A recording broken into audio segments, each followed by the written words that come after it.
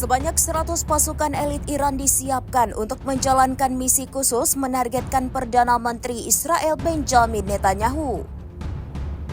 Para pasukan elit tersebut telah dilatih secara khusus untuk operasi di wilayah musuh dengan kemampuan sabotase dan serangan presisi. Ancaman ini muncul setelah serangkaian serangan Israel terhadap fasilitas militer dan nuklir Iran yang memicu eskalasi besar. Rencana ini diklaim sebagai bagian dari balasan strategis terhadap serangan Israel dan campur tangan Amerika Serikat. Sementara itu, Iran menyindir tuntutan Perdana Menteri Israel hanyalah ilusi belaka dalam mencapai tujuannya. Bahkan Israel justru berakhir dengan kekalahan militer dan surat perintah penangkapan Netanyahu atas kejahatan perang.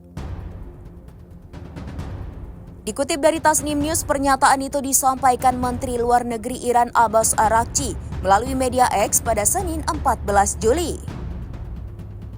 Menurutnya, pemerintah Iran juga memperingatkan jika serangan terhadap Iran berlanjut, Tel Aviv akan menjadi sasaran utama. Rudal-rudal jarak jauh telah dipersiapkan untuk menghancurkan pusat vital di jantung kota Israel.